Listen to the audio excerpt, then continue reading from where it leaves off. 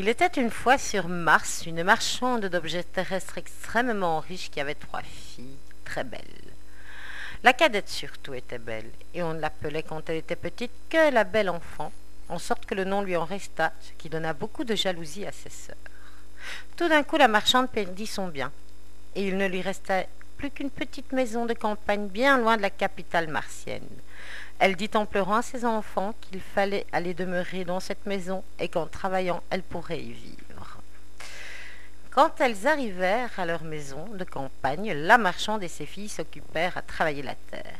La belle se leva à 4 heures du matin et se dépêchait de nettoyer la maison et d'apprêter le dîner pour la famille. Ses deux sœurs, au contraire, s'ennuyaient à la mort.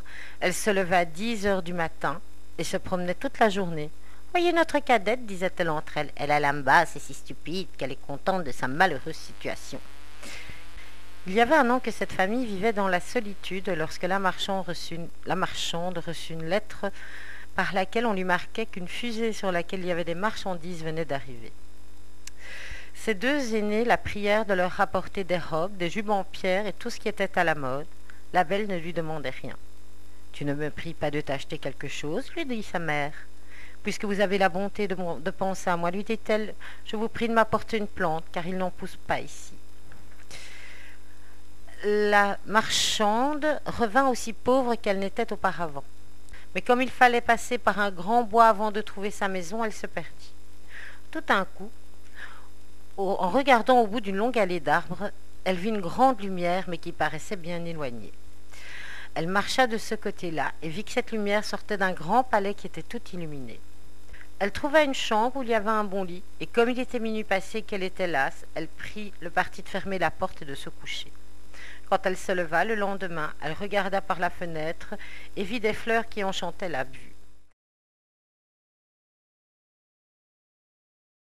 Comme elle passait sous un berceau de plantes, elle se souvint que la belle lui en avait demandé une et cueillit une branche où il y en avait plusieurs.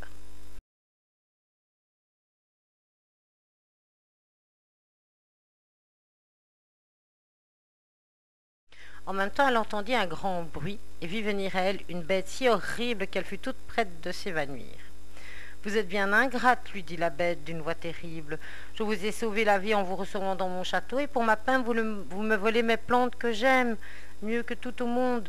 Il faut mourir pour réparer cette faute. » La marchande se jeta à genoux et dit à la bête en joignant les mains, « Pardonnez-moi, je ne croyais pas vous enfoncer en cueillant une plante pour une de mes filles, qui m'en avait demandé. » Le monstre répondit, « Vous m'avez dit que vous aviez des filles, je veux bien vous pardonner, à condition qu'une de vos filles vienne volontairement pour mourir en votre place. »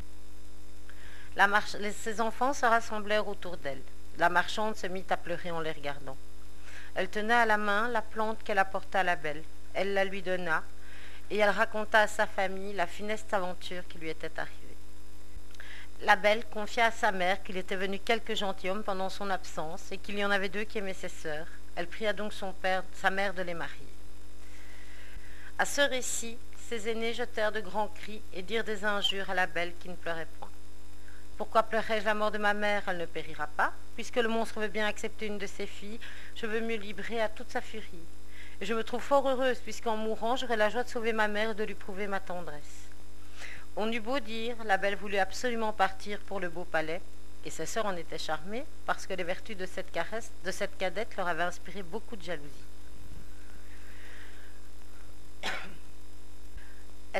La belle et sa mère prirent la route du palais. Le soir, elles l'aperçurent illuminée comme la première fois.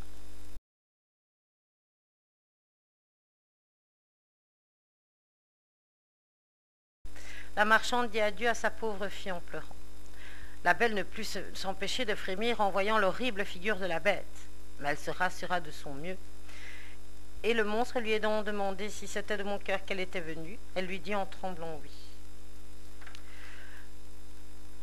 La belle soupait de bon appétit. Elle n'avait presque plus peur du monstre, mais elle manqua de mourir de frayeur lorsqu'il lui dit « La belle, voulez-vous être ma femme ?» Elle fut un peu sans répondre. Elle avait peur d'exciter sa colère. Elle lui dit pourtant en tremblant « Non, la bête. » La belle passa 3 mois dans ce palais avec assez de tranquillité. Tous les soirs, la bête lui rendait visite, l'entretenait pendant le souper avec assez de bon sens. Mais le monstre, avant de se coucher, lui demandait toujours si elle voulait être sa femme, et paraissait pénétré de douleur lorsqu'elle lui disait non. La bête accepta néanmoins de laisser la belle retourner voir sa mère.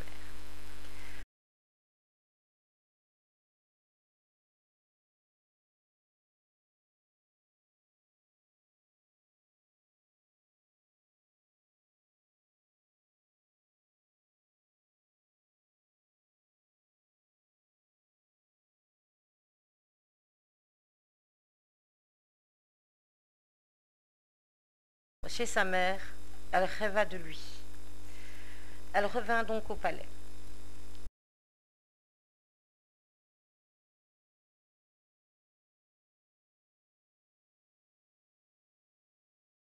Après avoir cherché partout, elle trouva la pauvre bête étendue sans connaissance, et elle crut qu'elle était morte. Elle se jeta sur son corps.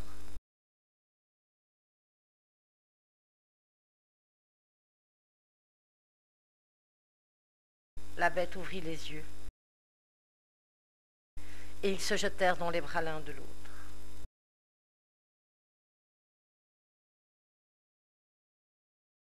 Et la belle manqua de mourir de joie en trouvant dans la grande salle son père et toute sa famille pour une grande fête.